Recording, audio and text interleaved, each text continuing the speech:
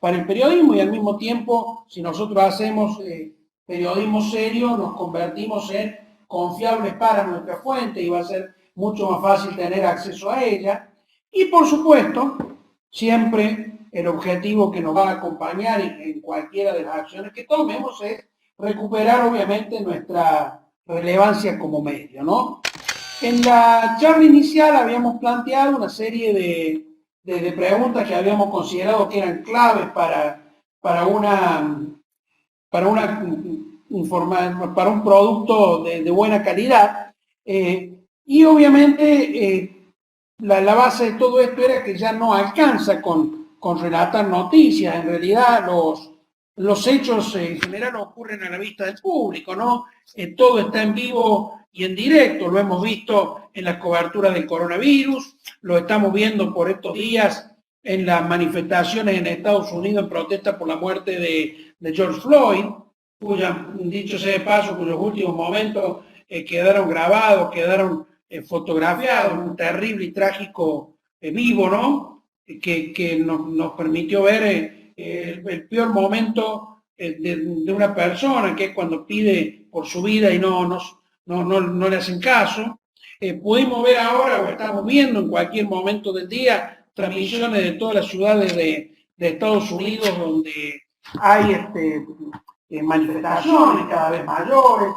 Hace un rato veía un video que estaba grabado hoy temprano sobre Manhattan, básicamente, con todas las persianas cubiertas de los locales más finos del mundo en la Quinta Avenida, y hoy están como cualquier lugar de Manhattan cubiertos con madera para evitar que le destrocen la vidriera. O sea, parecería que desde el punto de vista noticioso hay bastante poco más que contar, pero sin embargo siempre hay más. Siempre hay alguna cosa que se convierte en valiosa para nuestra audiencia, ¿no? Por ejemplo, por seguir con este último caso, bueno, las razones profundas del racismo y del supremacismo blanco en algunos sectores de Estados Unidos. Esa es una temática que muchos diarios, diría la mayoría de los diarios y de los medios de comunicación de Estados Unidos han tomado como un objeto de análisis y va mucho más allá de la noticia porque trata de hurgar en un sentimiento profundo en algunos sectores de la sociedad. Pero esto después en todo caso nos vamos a detener un minuto más, ¿no? La segunda cuestión tenía que ver con que desde qué óptica contamos las cosas, ¿no? Ciertamente para quienes vivimos en países donde no hay un racismo tan acentuado, para seguir con el mismo ejemplo, quizás sea difícil comprender el fenómeno, pero en Argentina hemos tenido hace 2 semanas la muerte de un hombre de campo en manos de la policía de Tucumán, que lo golpeó, lo asesinó, lo quiso hacer desaparecer. Diríamos un caso bastante parecido al de Estados Unidos, que sin embargo no tuvo aquí la repercusión que tuvo el otro caso, ¿no? Y cuando decimos de qué óptica, bueno, definir si lo vamos a relatar desde una comunidad que tiene ese tipo de sentimientos ya muy asentado, que tiene una fuerte capacidad de reacción frente a este tipo de eventos o no. Y eso ya nos va a determinar una manera de plantarnos frente al hecho y tratar de contarlo. Depende de cada lugar, obviamente, la respuesta posible. Cada uno de ustedes vivirán en países y ciudades donde sea posible obtener un montón de potenciales reacciones distintas frente a un hecho de esta naturaleza. Pero saber cuál es la óptica, más o menos fijarnos cómo lo vamos a relatar y desde dónde es importante. La tercera cuestión es qué contar en cada plataforma. Bueno, tenemos que convencernos de que nada podemos contar si no es de una manera distinta como fue puesta en este vivo constante por muchos usuarios comunes. Volvemos al mismo ejemplo de recién, las manifestaciones de Estados Unidos están siendo transmitidas en vivo, ya no solo por los canales de televisión a través de sus redes, por los canales de noticias las 24 horas, sino que además hay un montón de gente que hace transmisiones en vivo desde Instagram, Facebook, Twitter. Entonces hay un vivo continuo que obviamente nos obliga a repensar qué vamos a hacer con nuestra plataforma, a riesgo de de quedar rezagado, ¿no? Pero también nosotros podemos hacer una transmisión en vivo y entre tantas puede ser que podamos lograr un lugar para que nuestro material sea privilegiado porque va acompañado con información de carácter profesional, ¿no? Hay que tener claro que cada plataforma, obviamente lo hemos conversado y se conversa en cualquier capacitación de esta naturaleza, tiene un perfil y hay que aprovecharlo para distribuir de la mejor manera nuestros contenidos.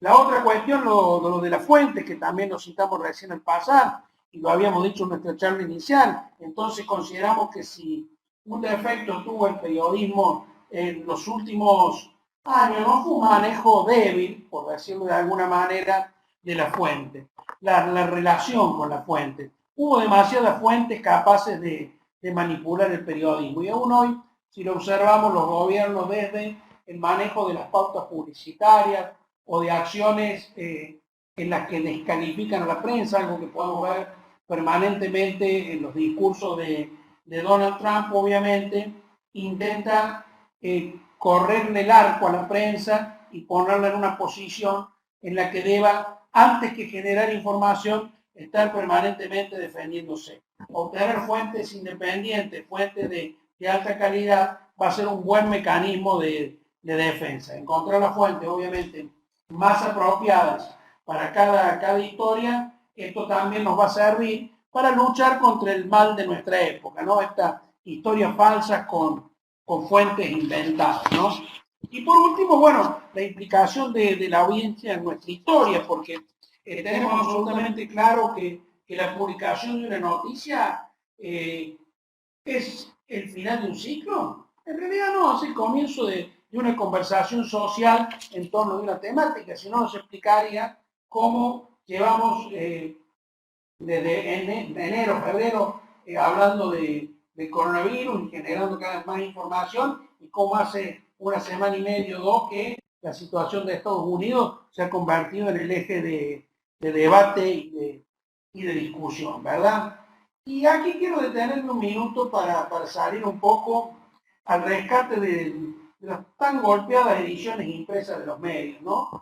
Hay un montón de gurúes, de expertos que de hace muchos años vienen vaticinando la muerte del soporte del papel, ¿no? Y aquí me quedo con algo que dice Rosenthal Carmon Alves, a quien seguramente la mayoría de ustedes conocen, lo han seguido, porque es un maestro del periodismo, un maestro de la educación en periodismo. Decía en una entrevista que le ofreció al colega y amigo Gastón Roiber en el diario La Nación de Buenos Aires, el 2 de junio, o sea, hace poquitos días, para las redacciones de periódicos que todavía no hicieron esa recuperación digital, y la hay, dice, por increíble que parezca, sería imprescindible entender que el producto impreso se torna un subproducto de la operación digital.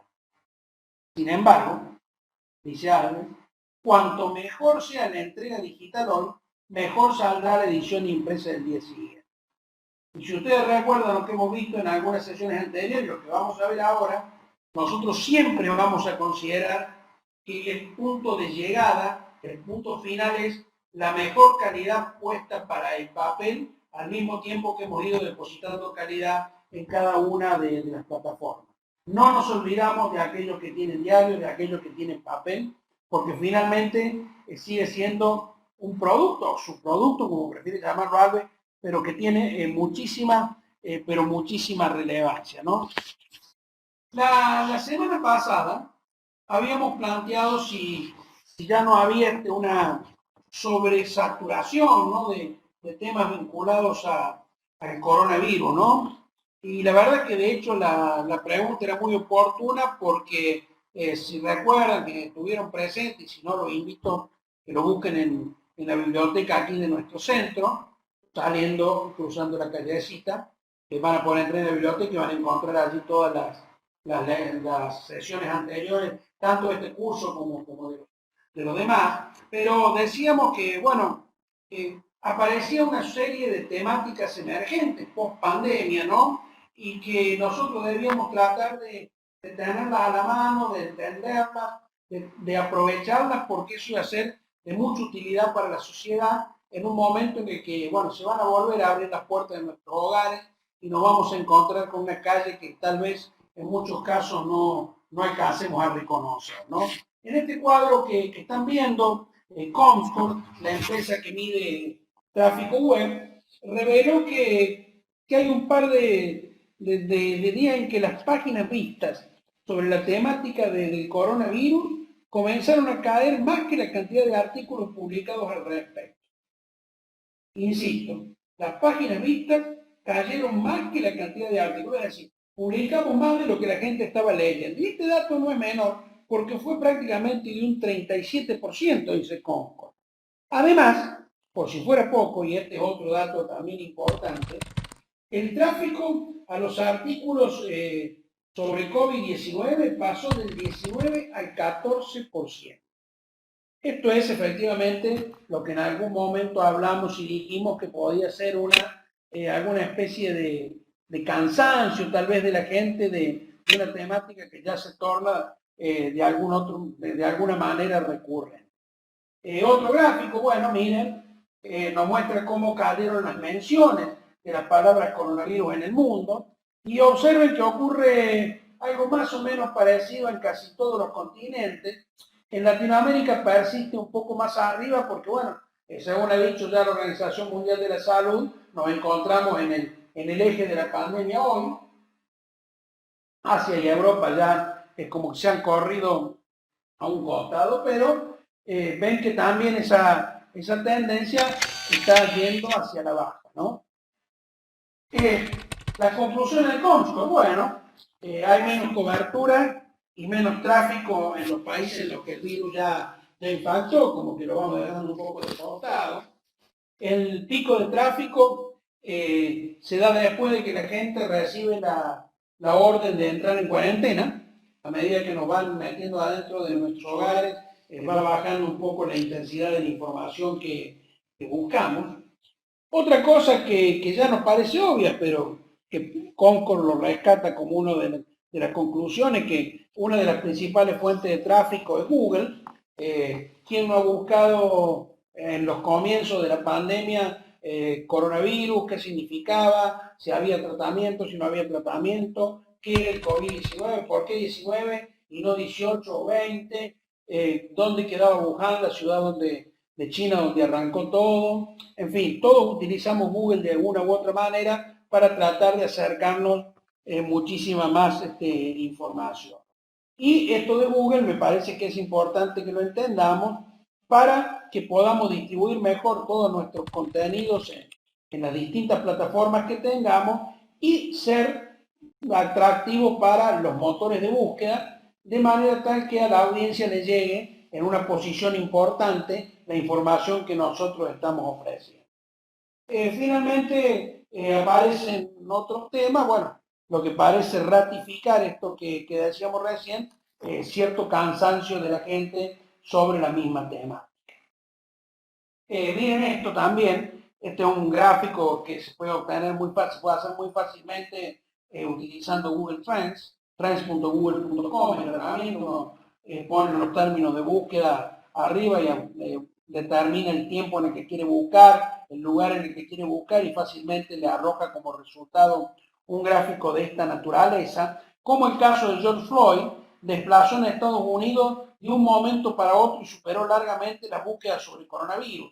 Obviamente, si ustedes miran desde el comienzo, la línea de Floyd, antes de su muerte, obviamente era imaginaria porque su nombre no existía en las redes, nadie buscaba a George Floyd.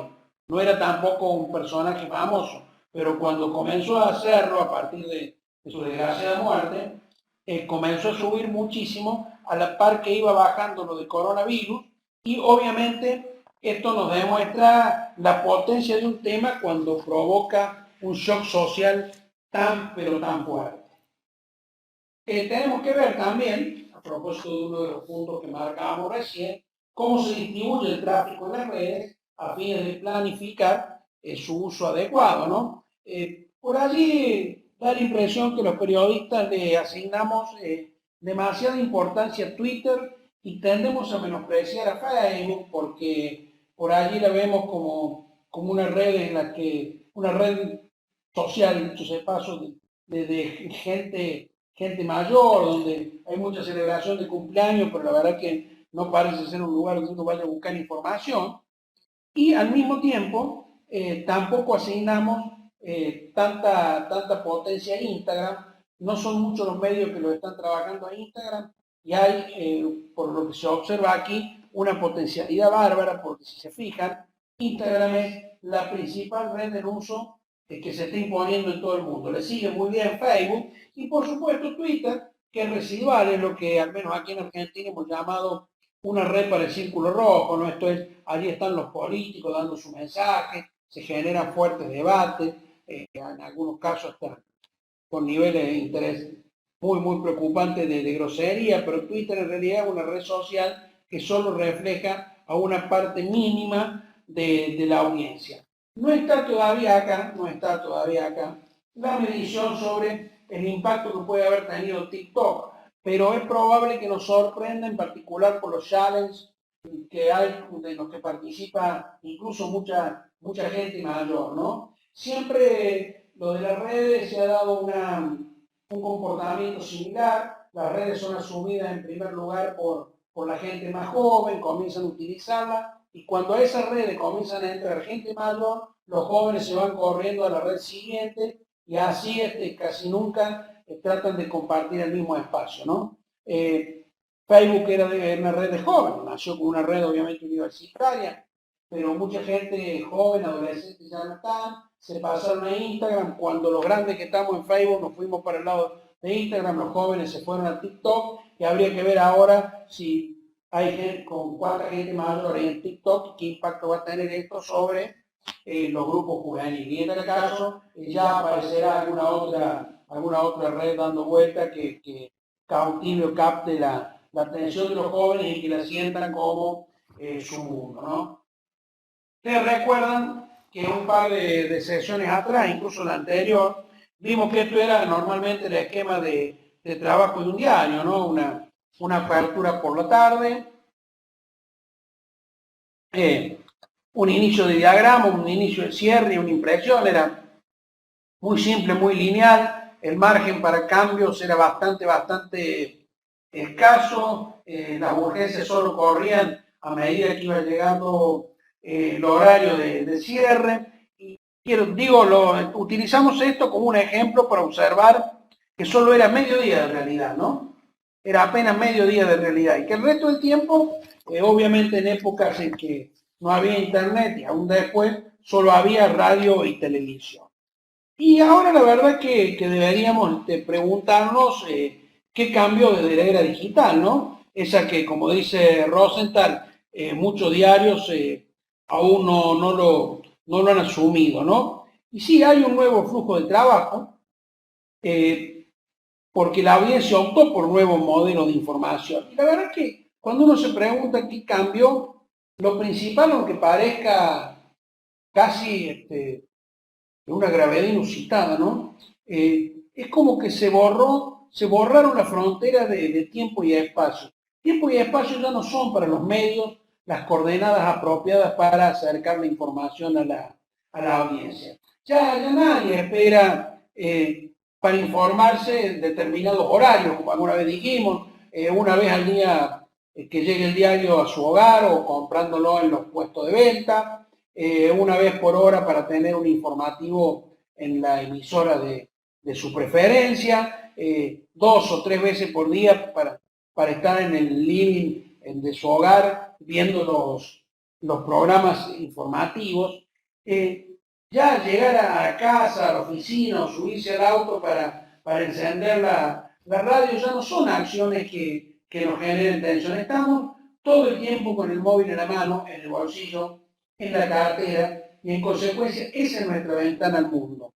Lo tomamos, activamos la pantalla a toda hora, en todo momento y en ese instante cuando nosotros queremos tener la última información que ha ocurrido. Por si fuera poco, tampoco los usuarios hoy se comportan como una masa informe de gente, ¿no? Cada uno tiene su móvil y en torno de él va construyendo su hábito. Todos tenemos distintas aplicaciones, distintos modos de entrar a la información desde nuestro teléfono. Algunos preferirán con las apps, otros preferirán hacerlo desde los navegadores, otros tendrán las notificaciones activadas. Por eso, planificar, para volver a nuestro objetivo, no es solo pensar en una plataforma, sino en todas aquellas en las que nos sea posible. Tratar de entender que la gente está en todos lados. Y por eso hemos insistido y vamos a insistir lo que reste de este tiempo y vamos a instar a que todo el mundo se prepare para entender cuál es la radiografía de su audiencia. La audiencia de tu medio es una audiencia de mediana edad, es una audiencia mayor, es una audiencia joven, es una audiencia de un área rural o de un área urbana, porque son distintos los comportamientos. Bueno, todo hace que la configuración final de nuestro producto tenga que ser necesariamente distinta y quizás las plataformas mismas sean distintas. El conocimiento de la audiencia es hoy quizás el principal capital para construir información apropiada que sea valorada por este y que nos considere de alguna manera indispensables para su vida.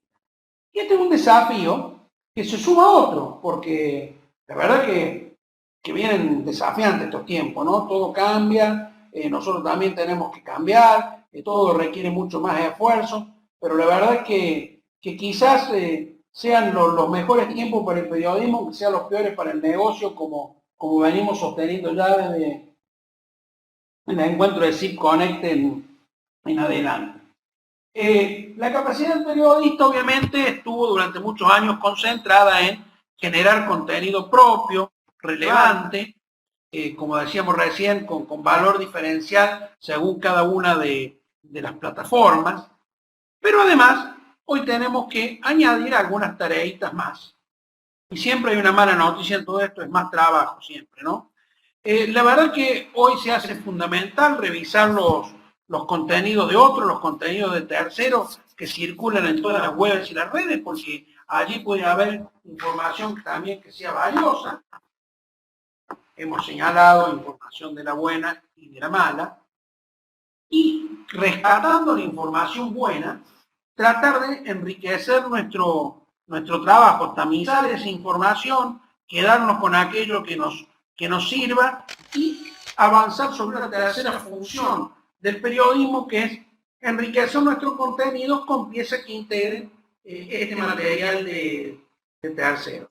Eso se convierte en esas tan valiosas fuentes que nos pueden ayudar o a entender la realidad o a mostrar costados de la realidad en la que nosotros no estamos en este momento presentes, porque obviamente hoy en la diversidad temática que hay nos resulta imposible con aquello que dijimos de que el bien más escaso son los recursos humanos para las coberturas. Si tuviésemos que pensarlo de manera secuencial, este es un esquema que planteé y obviamente cada medio podrá, o cada editor podrá adecuarlo a su manera, pero creo que la secuencia más lógica de trabajo hoy es esta, ¿no? Esto ocurre un hecho, hoy tenemos herramientas como redes sociales para alertar a nuestros lectores de que eso está ocurriendo, pero además para hacerles saber de que nosotros nos estamos ocupando o nos vamos a ocupar de ese tema. Si alguien se entera de eso, no se va a quedar con la gana o va a verse obligado a ir a otro lugar a buscar más información, sino que se va a quedar con nosotros porque sabe que de alguna manera le vamos a ayudar a entenderla mejor. Luego sigue una segunda etapa que es llamada en vivo, porque en definitiva es mantener el ritmo informativo añadiendo más información y nuevos elementos. Y este modelo en vivo no necesariamente es un modelo temporal corto, puede ocurrir, y para seguir el caso de George Floyd de Estados Unidos, que este vivo sea constante durante un montón de días, porque si ustedes lo siguieron, como lo seguí yo, hemos visto que se han ido desatando situaciones de conflicto en distintas ciudades, en distintos tiempos, en distintos países. Luego el tema, por ejemplo, se trasladó fuertemente a Francia y en consecuencia del pequeño vivo de cada día, es un gran vivo al final, donde está todas las transmisiones que han ido ocurriendo a lo largo del tiempo. Pero imaginémonos que estamos trabajando sobre una noticia mucho más acotada y de menor profundidad. Siempre el consejo es practicar este tipo de planificación con situaciones menores, estar entrenado, de manera tal que cuando ocurra una situación de grado superfluo, ya tengamos la capacidad para entender la lógica de este flujo de contenidos y poder ir aplicándolos. Luego de ese libro decimos, bueno, el desarrollo, obviamente, lo primero que tenemos que hacer, porque necesitamos captar audiencia para nuestro sitio web, porque de eso depende también que tengamos o no la presencia de denunciantes, comenzar a desarrollar la información mientras seguimos abiertos a ese vivo, mientras seguimos trabajando sobre nuevas alertas y mientras aprovechamos esos dos canales que ya están en línea con los requerimientos informativos de nuestra audiencia, para ir recordándoles de que nosotros estamos desarrollando esa información, le estamos ofreciendo más, le estamos ofreciendo mucho mejor. Y luego, mientras todo esto sigue, bueno, nos tenemos que poner a planificar. Hemos dicho que, aún considerado un subproducto, aquellos que tengan ediciones impresas, que tengan, por ejemplo, un informativo televisivo en el que deba generar un compacto informativo para tratar de mostrar toda esta realidad tan cambiante, que requiere el eje central, que es la planificación, ¿no? Porque en algún momento nos tenemos que parar a pensar qué contexto informativo vamos a ofrecer, las perspectivas y el análisis. Una vez que estemos cubriendo nuestra plataforma, estar atentos a aquello que llamamos curaduría de contenidos, para ir enriqueciéndola y ampliando un long tail de información, ¿no? Una larga cola o un evergreen, como se dice hoy en la jerga, un siempre verde, manteniendo la historia alimentada y realimentada de manera tal que se pueda prolongar muchísimo en el tiempo, y que además información que nosotros desarrollamos en algún momento pueda ser constantemente actualizada para darle un paquete informativo a nuestra audiencia que sea de alta calidad. Por ejemplo, lo de la muerte de Floyd, bueno, eso nos da claramente un modelo como para imaginar qué podríamos aplicar en cada uno de ellos, incluso para la retroalimentación que está siendo constante, para la actualización de aquello que planteamos como contexto, la historia del racismo, en fin, lo que a ustedes se les ocurre en la temática de la que estemos hablando, ¿no? Para pensarlo en este mismo ejemplo, bueno, la alerta es la muerte de este hombre, arrancan las protestas, aparecen decenas de transmisiones en vivo, hay que ver cuál nos sirve mejor, porque obviamente a lo mejor no podemos cubrir una sola, pero cuál nos sirve mejor informativamente para dar mejor panorama. Desarrollamos la información con la crónica del hecho, los testigos, y allí sí pasamos a planificar, lo cual será pensar qué va a ser de significación en las horas siguientes y para el otro día, e ir hacia la retroalimentación, lo que pasó y cómo continuó con una fuerte expansión de la protesta, tanto en Estados como en otros países, nos vuelve al tema, prácticamente al punto de partida, y esto se convierte lejos en un círculo virtuoso. Habrá momentos donde toda esta línea, todo este flujo quizás termine en una información que no tenga una retroalimentación, porque fue un hecho que ocurrió y se agotó en sí mismo, se diluyó, perdió cuerpo, perdió potencia. Pues bien, tal vez haya que abandonarlo, pero seguramente en simultáneo va a aparecer otro que nos vuelva a poner de nuevo en marcha todo este aparato. Recuerdan también, y me parece que acá también debemos poner un poco un minuto de atención en algo que nos va a ayudar también a revisar con qué elementos, con qué recursos humanos vamos a trabajar, ¿no? Porque una primera definición del volumen informativo es lo que nos va a dar la pauta clara de cuántos periodistas necesitamos en la calle, cuántos fotógrafos, como hemos dicho, hoy la frase está corta, como se dice en Argentina, ustedes o me destapo la cabeza o me destapo los pies porque la cantidad de recursos no me alcanza. Pero bueno, si yo defino cuál es el volumen informativo, voy a saber de mi estructura cuántos recursos voy a destinar a esta temática y qué otra cosa voy a descuidar, porque cuidado, también es cierto que si ocupo mucha gente trabajando sobre un tema nada más, el resto de las temáticas, que es lo que también nos da volumen informativo y es lo que nos hace atractivos para otros sectores de la audiencia, van a quedar descuidados.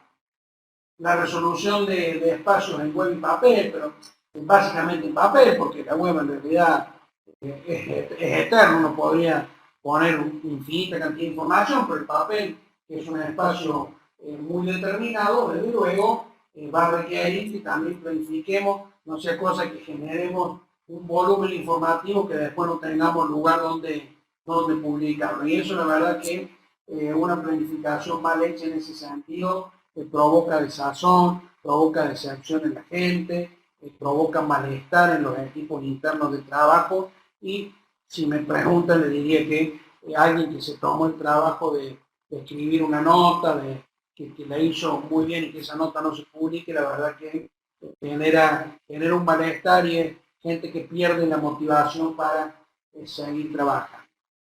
La tercera cuestión es, y también vamos a hablar un poco más adelante, de la asignación del liderazgo.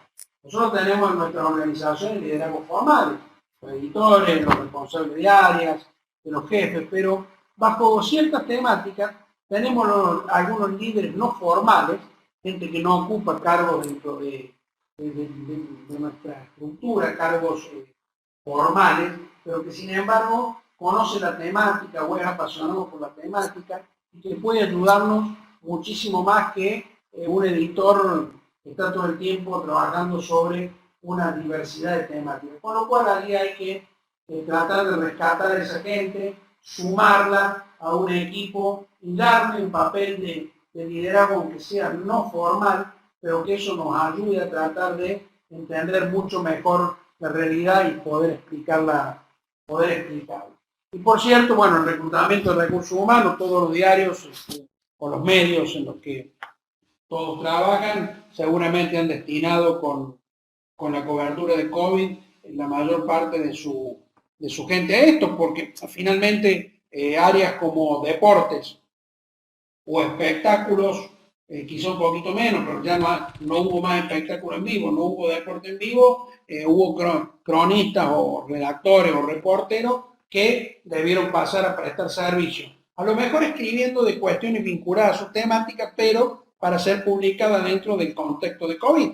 Notas que hemos visto, bueno, no se pueden hacer recitales, pero ahora muchos músicos lo están haciendo a través de las redes. Bueno, se hace ese tipo de cobertura dentro de la red y la hace una persona que maneja espectáculos. Luego hemos visto un montón de notas sobre distintas disciplinas deportivas, ver cómo los deportistas entrenaban en su hogar para mantener el estado físico. Hemos visto un montón de videos, por ejemplo, de Messi en el patio de su casa, entrenando para mantenerse. Hemos visto notas en lugares mucho más pequeños del interior, donde los futbolistas de equipos entrenaban vía Zoom, el preparador físico aparecía en Zoom y le daba las instrucciones, iba viendo cómo cada uno hacía su rutina. En definitiva, la gente de deporte pasó a trabajar ahí. Hoy está la gente de deporte pensando en cómo se va a desarrollar la actividad en el post-COVID. En definitiva, todas las áreas, todas, absolutamente todas las áreas tienen oportunidad de aportar en caso cuando hay noticias de alta significación. Y si me vuelvo al ejemplo de los Estados Unidos, fíjense que uno de los deportes que abrió la puerta a la población afroamericana fuertemente ha sido el básquetbol. Y hoy hay un montón de mensajes de basquetbolistas solidarizándose, participando activamente. En consecuencia, quienes conocen muy bien de básquet, conocen muy bien esta historia. Quienes conocen de boxeo, conocen la historia de Muhammad Ali, que en estos días hemos estado viendo algunos videos de viejas entrevistas donde él habla de la discriminación a la que fue sometido, incluso después de haber ganado una medalla de oro cuando volvió a su ciudad, quiso sentarse a comer en un restaurante y dijeron que no, que se fuera porque allí no atendían negros. Él dice que salió de allí, fue a un puente frente al río, tiró la medalla de oro y ese día decidió empezar su militancia a favor de la igualdad. Digo, esa historia la conoce probablemente mucho más la gente de deporte que lo que han cubierto política internacional. Por eso el reclutamiento de recursos humanos tiene que ser lo suficientemente flexible como para permitir que todos colaboren donde mejor se sientan, donde más cómodo sientan y que puedan ofrecer la mejor calidad de información. Acá hemos planteado como para tener alguna idea, ¿no? Esto no es en definitiva algo que sea estático, simplemente tratamos de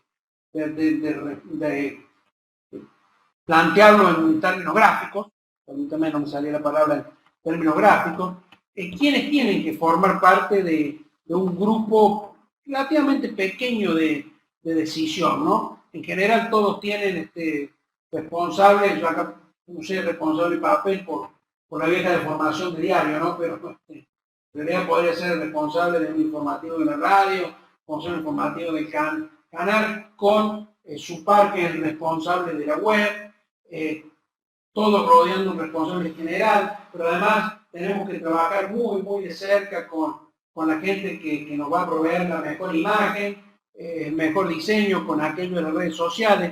No hace falta un grupo grande, pero hay que hacerlo fuera todo muy de cerca, porque son especialistas que en general, está en el caso de imágenes, fotografía o de diseño, durante mucho tiempo fueron considerados auxiliares, y hoy por suerte la verdad hemos comprendido que son parte, ¿no?, de la primera división del equipo. Y si no, vayamos a ver las portadas de los diarios de los últimos días y nos vamos a dar cuenta que la estética y la calidad de la fotografía han marcado profundas diferencias. Y aquella portada del New York Times que mostraba la caída del empleo y que ocupaba un gráfico toda la columna derecha, que siempre es una columna histórica, hasta la publicación de los nombres de los muertos por COVID, una foto magnífica que vi en Boston Globe, creo, sobre las protestas. En realidad allí juegan un papel fundamental los encargados de imagen y de diseño, porque sin ellos lo que haríamos sería un montón de texto que estaría muy bueno para leerlo, pero quizá no nos generaría reacción, no nos generaría algún tipo de sentimiento. En consecuencia, la propuesta es esta: armar una mesa de decisión con un responsable general. Siempre tiene que haber un responsable general. Alguien tiene que cargar sobre sus espaldas la coordinación de todo, trabajar con responsables en las distintas plataformas. En este caso, insisto, pusimos papel, pero podemos puesto cualquier otra. Trabajar con el responsable web, y el responsable web con el responsable papel tienen que estar también codo a codo, y cada uno rodeado con la gente que le aporte más valor en cada una de las plataformas, si queremos que esta planificación realmente nos ayude a ganar muchísima audiencia. Lo podemos mirar de otra manera, en un contexto más amplio, con todos los aspectos por cubrir y que requieren distintos protagonistas, pero obviamente todo esto va a depender de la plantilla con que cuenta el medio. Sabemos que son crecientes las dificultades para poder tener personal que nos permitan coberturas tan amplias. Y por eso sostenemos que una buena planificación va a ayudar a hacer un buen uso de los recursos humanos, técnicos, económicos, etcétera, etcétera, etcétera. Otra de las cuestiones que en su momento consideramos importante para una buena planificación es la capacidad de plasmar todo en un documento, un software, no importa, pero lo importante es que eso sea de alcance público, interno, dentro del grupo, para que todo el mundo se sienta protagonista y sepa además cuál es la tarea. Este es un esquema muy simple, muy sencillo, le diría casi que es naif, pero me parece que tenerlo a mano siempre, por área o en el proceso general, va a ayudar para que el periodista sepa quién es el fotógrafo, sepa si vamos a transmitir en vivo por Facebook, en Twitter, cuántas actualizaciones vamos a hacer en la web, qué tipo de enfoque tendremos que hacer con el papel. Eso sea una tarea que cubramos con 20 personas, que cubramos con 2, ayudaría mucho realmente a definir temáticas enfoques y responsables.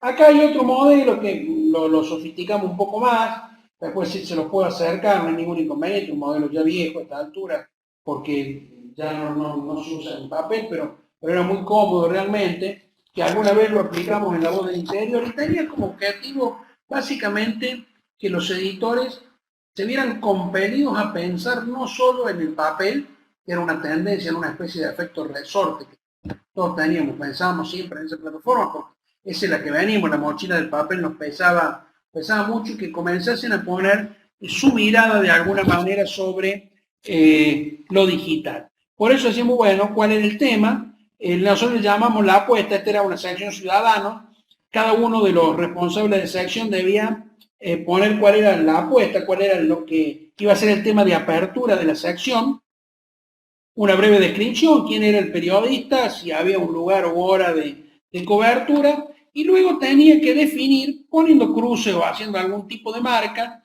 bueno, si iba a haber alerta web, qué redes íbamos a usar, si íbamos a usar galería de fotos luego en nuestra página web, si iba a haber un video, si iba a haber documentos adjuntos, si iba a haber análisis, si el análisis lo íbamos a poner en el papel o en la web, si iba a haber opiniones, si íbamos a tener infografía, y ese documento repartido entre todos los responsables, todos los editores, por ejemplo, el jefe de diseño más el jefe de fotografía o el responsable de infografía les iba a ayudar a saber cuál era la carga laboral que iba a tener el día, cuáles eran los temas que se iban a tratar con más potencia, y en consecuencia le poníamos más fuerza a ese motor.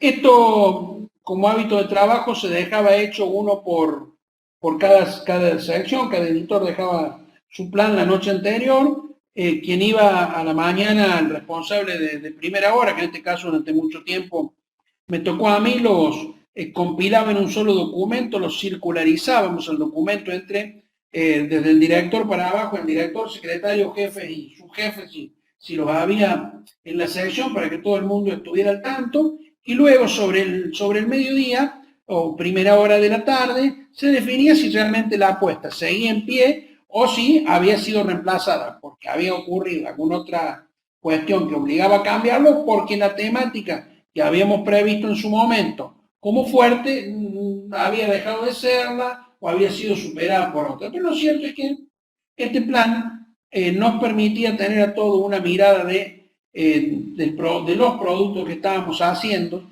e incluso ir más o menos haciéndonos la idea de cuál iba a ser la portada web que íbamos a ofrecer y cuál iba a ser incluso hasta la tapa del diario del otro día desde muy temprano. En ese caso conciliamos intereses con el editor web. Bueno, no ponga hasta el título, pero este lo vamos a reservar al papel, o ponemos este título en el papel y este otro para la web. Nos permitía hacer un trabajo conjunto que, por supuesto, ayudó básicamente a entender una nueva lógica.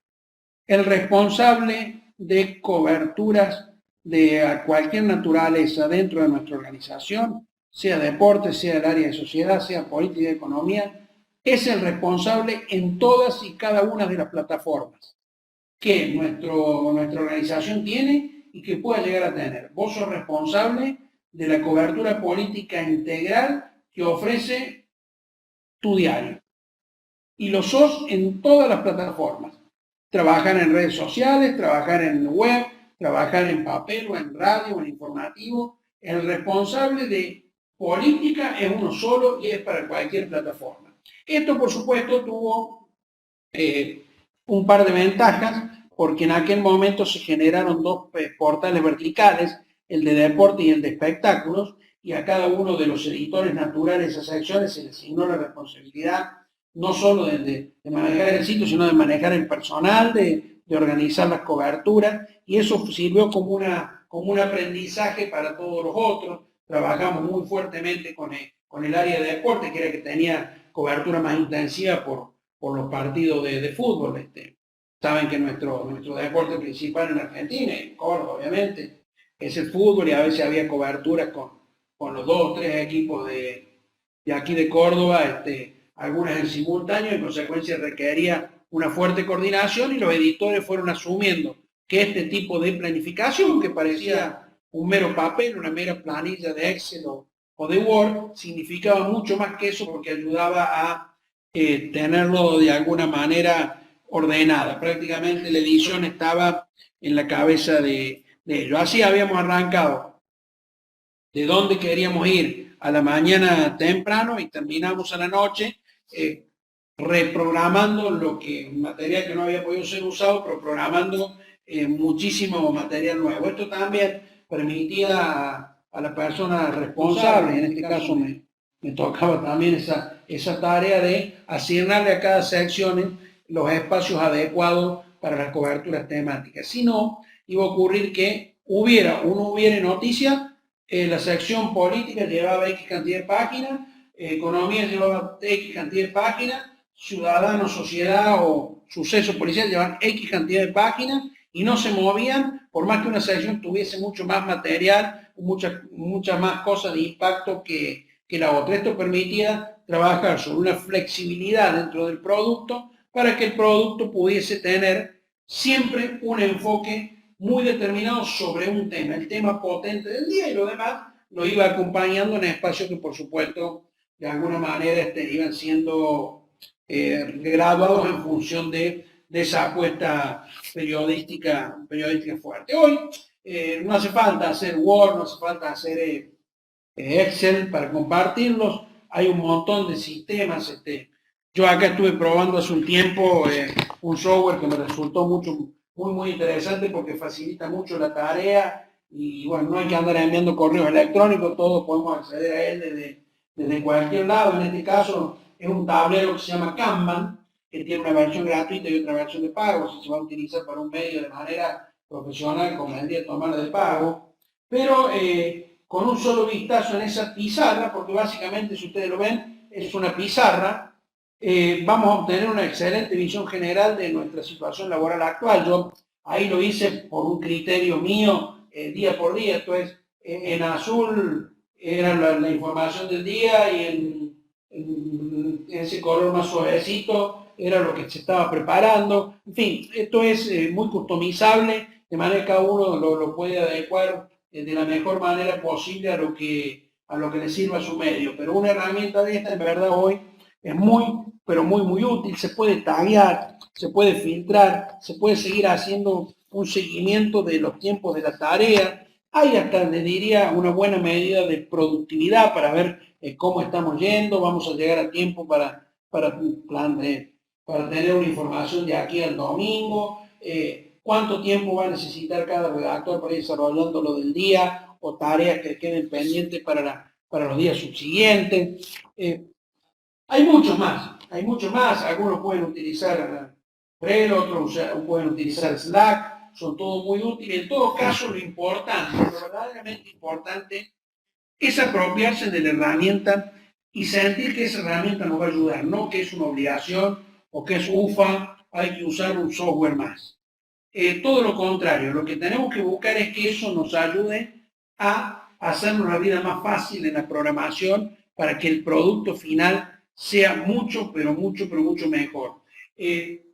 Para no omitirlo, Kanban también tiene, es responsive con el teléfono, con lo cual uno entrando al sitio web de Kanban puede ir siguiéndolo por teléfono, con lo cual ni siquiera hace falta conectarse a la computadora, se puede cargar desde allí información, se pueden conectar entre los miembros del grupo. Digo esa y quizá ustedes tengan y me ayuden a encontrar muchísimas más, pero de cualquier manera lo importante es que busquemos el modo más fácil de hacernos, ¿no?, nuestra vida. Y quiero dejarles ya en los últimos minutos una serie de consideraciones respecto de la planificación. Básicamente esto para aquellos que son editores o aquellos que en algún momento van a trabajar haciendo planes, ¿no? En primer lugar, esto ya le diría que son más bien consejos, ¿no? En primer lugar, sugerirles que hay que tratar de planificar la mayor cantidad de detalles posibles, pero también hay que delegar las tareas y convertir todo esto en un seguimiento, porque si quien planifica además se carga de ejecución de determinadas cuestiones, desde luego va a terminar bajo una situación de estrés, pero absoluta. La segunda cuestión tiene que ver con lo que hablábamos recién, con plasmarla en un documento, o en este caso un software que sea de acceso general, en el que todos aquellos que deban participar después en la cobertura sepan que allí está puesto su nombre, pueden ir perfectamente a buscar qué es lo que deben hacer. Tercer lugar, asegurarnos que las reuniones de ajuste y de autocrítica respecto a lo que estamos haciendo sean efectivas. Creo que debe ser un defecto general de los periodistas que hacemos reuniones absolutamente largas, absolutamente improductivas, como por ahí dicen, che, esta reunión pudo ser reemplazada por un correo electrónico. Y la verdad que en muchos casos ocurre, y hoy lo estamos viendo con Zoom, cuando uno termina los 10 minutos de reunión preguntándose, ¿para qué estoy acá? Bueno, a lo mejor con una buena planificación, las reuniones de ajuste son bien efectivas y bien eficientes, pero de quien lidera todo el proceso depende de que esto se cumpla. También, obviamente, esto es desde el lugar común, ¿no? Contemplar los horarios de acceso, los días de descanso del personal, más si vamos a tener una cobertura larga, lo de COVID-19, la verdad que ha puesto a prueba todas nuestras organizaciones internas porque eran un día tras otro, y cuando uno trabajaba en la casa ni siquiera tenía el refugio del hogar como para descansar, y eso en verdad podía terminar afectando la productividad y la calidad del trabajo. Asegurarnos que el mensaje llegue a todos, más allá de que generemos un documento de acceso general. Es bueno cuando estamos trabajando sobre temas muy pesados, muy fuertes, que toda la organización sepa que lo estamos haciendo, porque por allí podemos hasta llegar a encontrar, fíjense, opiniones de gente de otras áreas de nuestros medios que nos pueden hacer llegar ideas que son muy buenas.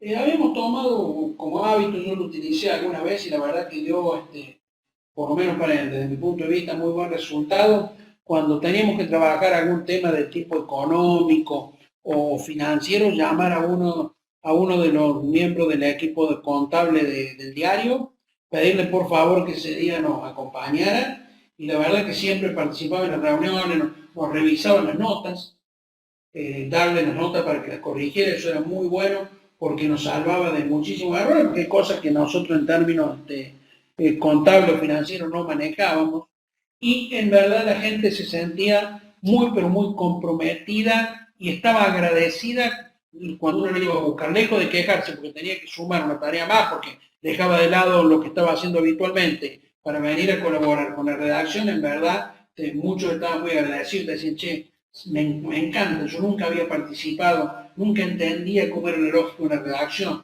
ahora me entiendo, lo que le hagan falta, llámenme. Eso siempre dentro de las organizaciones es un fuerte factor de motivación.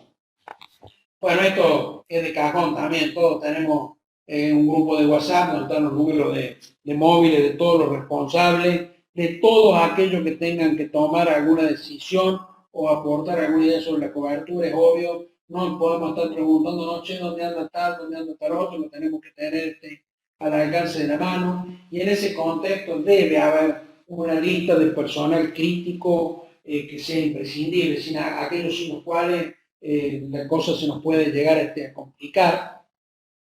La otra, y esto es también responsabilidad de quien lidera todo el proceso, es recordarle a sus líderes por debajo de él que hay que evitar los desbordes emocionales cuando uno llega a momentos de coberturas largas, con mucho estrés. La verdad que el ánimo suele jugar con alguna mala pasada y por allí se generan discusiones absolutamente innecesarias, pero que pueden hacer ruido fuerte en la relación interna del grupo y complicarnos de alguna manera.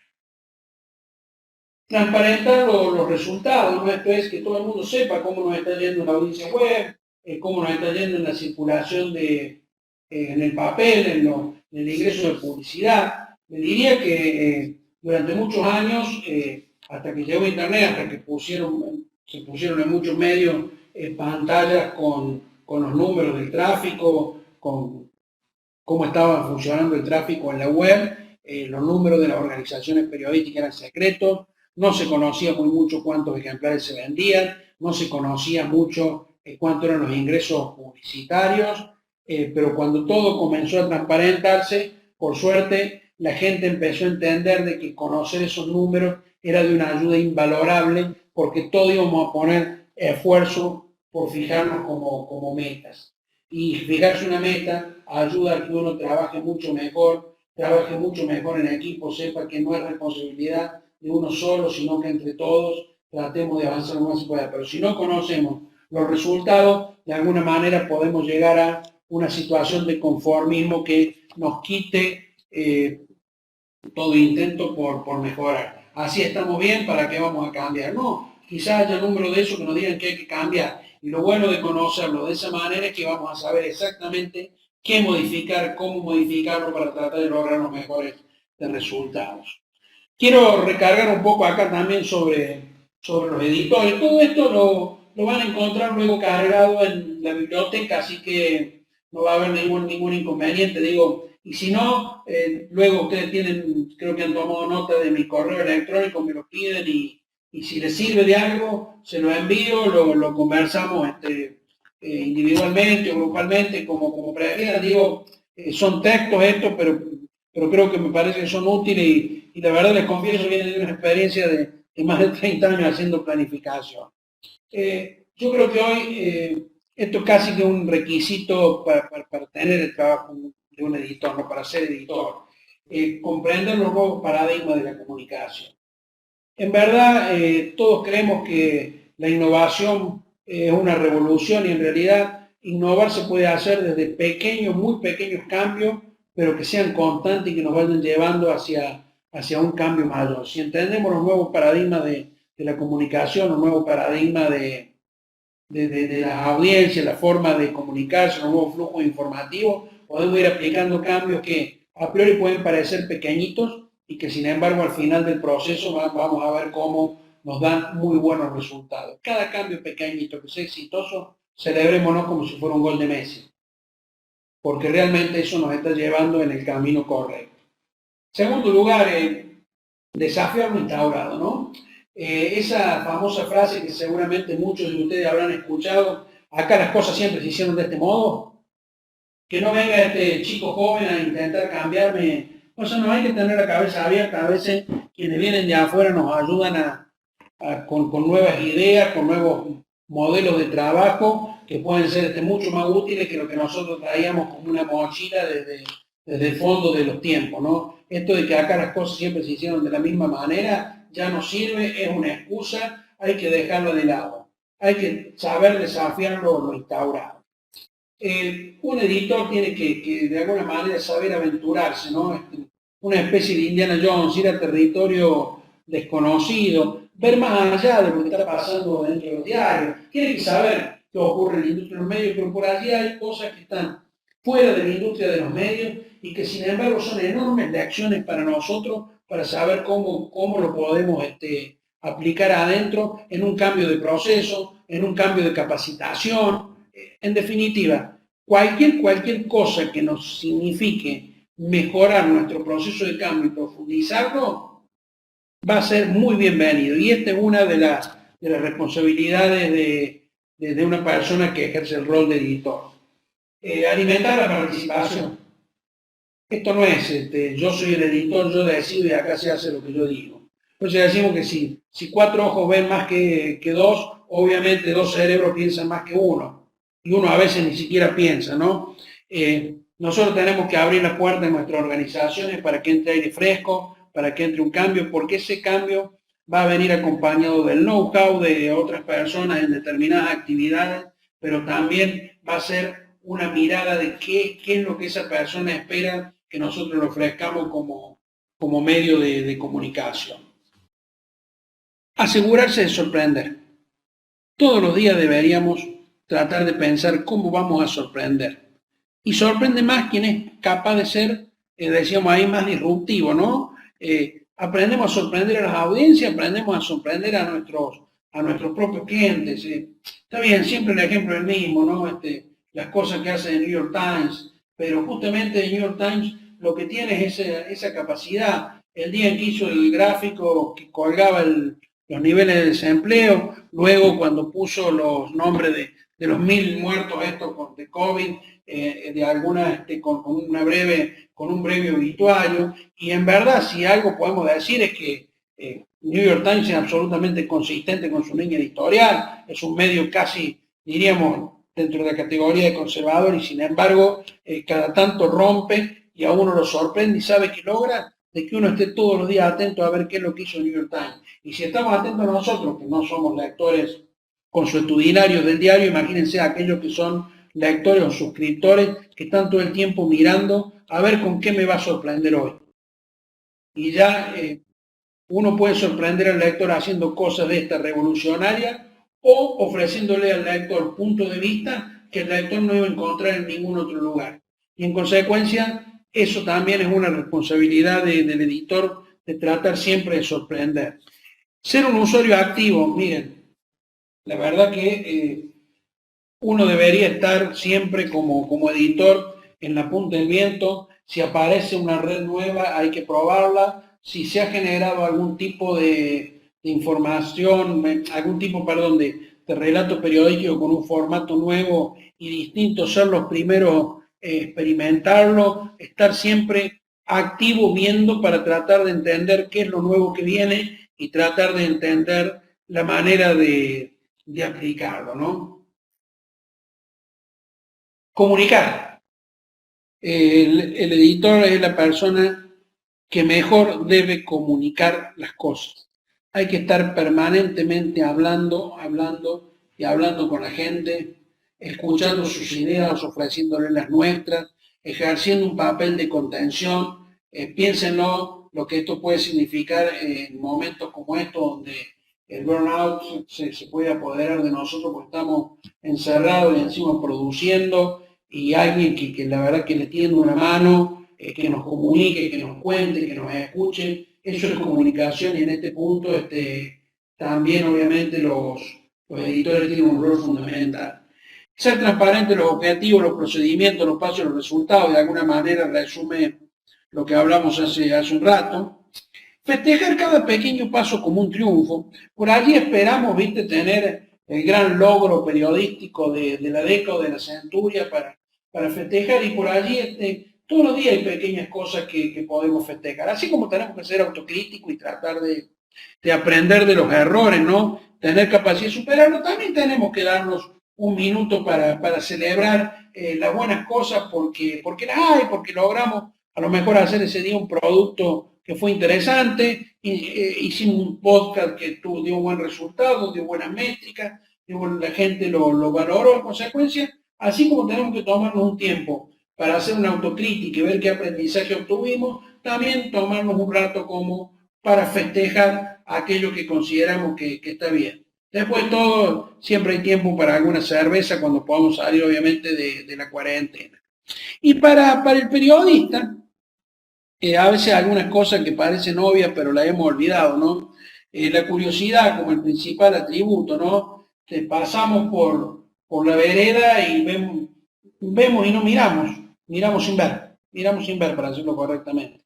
Por allí están pasando grandes transformaciones que se exteriorizan en pequeñas cosas y nosotros, como no tenemos curiosidad, no las estamos viendo. En realidad estamos observando lo que ocurre en los estamentos del poder político, del poder económico, pero no vemos en los niveles de la sociedad qué es lo que está pasando y qué es lo que está cambiando, cuáles son los nuevos hábitos, las nuevas conductas. La curiosidad, en verdad, es un factor crítico de éxito para un periodista. También ir contra la corriente, ¿no? Y cuando digo esto no estoy hablando de la rebeldía, pero tratar siempre de encontrar aquellos costados que ningún otro exploró, ir por un camino porque ningún otro fue para obtener y generar la mejor información. Un periodista tiene que conocer a fondo su móvil, su teléfono móvil, su smartphone, porque esa va a ser la extensión de su propia mano y la de su propio cerebro. No hay ninguna duda. Es su herramienta, es el pico y la pala de un minero que está buscando oro en California. Bueno, el teléfono es del pico y la pala de un minero que está buscando oro en el medio de una sociedad que está cambiando y que requiere información. Tener un buen training en redacción rápida, hay que escribir rápido y bien, se de paso. En tener un mínimo manejo de imágenes, de video y todo esto vinculado al uso que le pueden dar a las redes. También el periodista tiene que ser un early adopter de las nuevas herramientas, estar buscando aquellas más novedosas que le hagan más eficiente su propio trabajo. Y por supuesto, más curiosidad, curiosidad y curiosidad, ¿no? Y en esto ya terminamos, de poner la audiencia primera, quería dejarle también algunas reflexiones, ¿no? En primer lugar, ayudar a la audiencia a comprender que la información puede cambiar y cambiar muy rápidamente, tratar de ponerlo en contexto, decirle, bueno, ¿por qué las cosas ocurren como ocurren? Aclararle siempre que la información puede quedar desactualizada, que no piense que nosotros somos los que estamos desactualizados, sino que la información va cambiando y en consecuencia, de alguna manera, nos vemos obligados a actualizarla.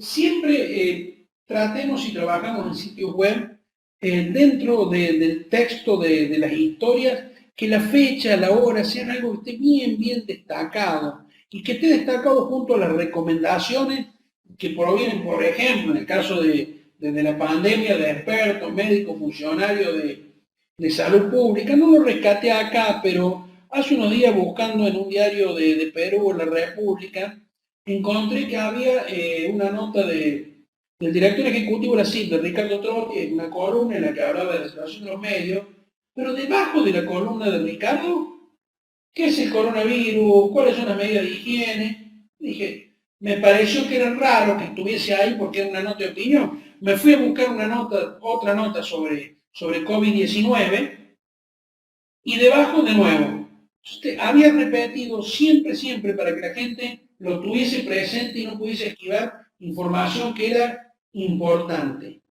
Era información experta de buena calidad. Y eso le ayudaba a que veía la nota de Ricardo, también leía lo de abajo.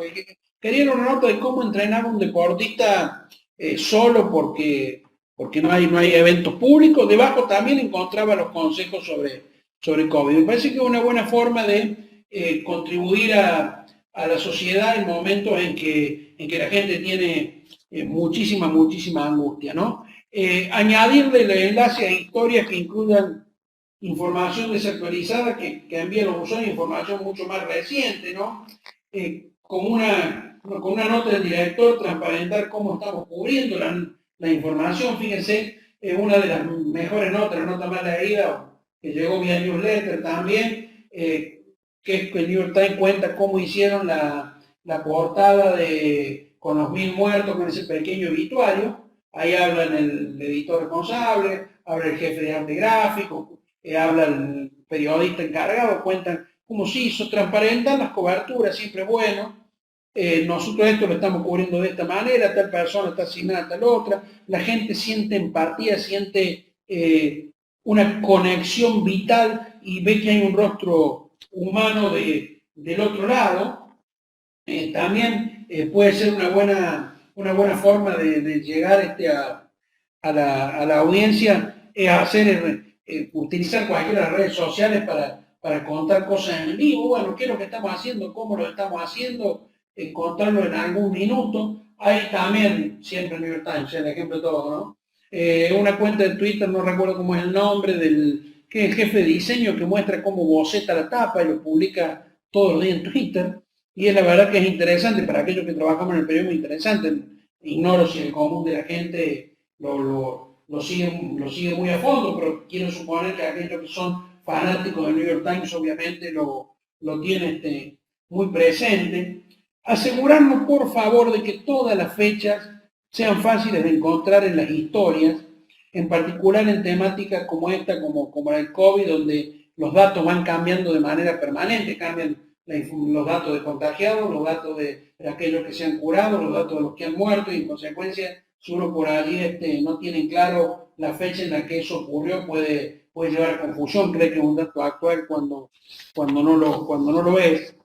Y finalmente, verificar las publicaciones en redes sociales y asegurarnos de que aquellas que nosotros hemos puesto y que hoy ya están desactualizadas, no circulen a través del feed de noticias de Facebook y que no se permita compartirlas porque el usuario no se va a preguntar si esa información es vieja, va a creer que nosotros le estamos ofreciendo información vieja.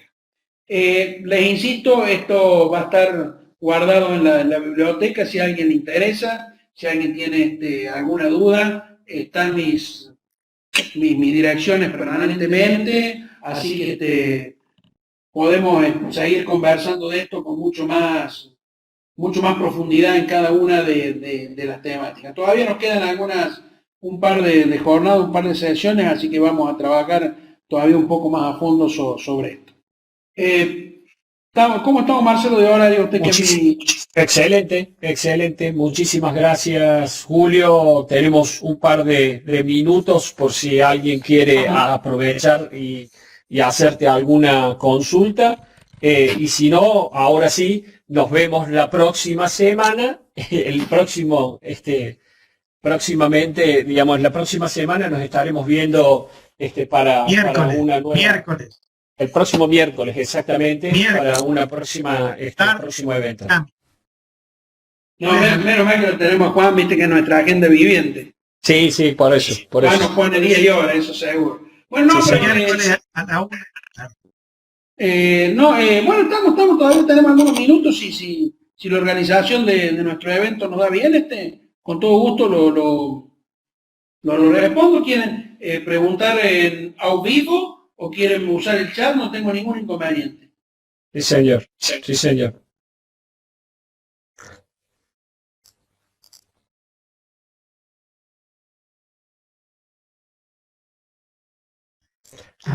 Parece que ha sido lo suficientemente claro como para que nadie pregunte o nadie se anime a preguntar, Julio. Siempre después de esto, viste, cuando no hay preguntas, queda la duda. O fui lo suficientemente claro o no se entendió nada. Tal cual.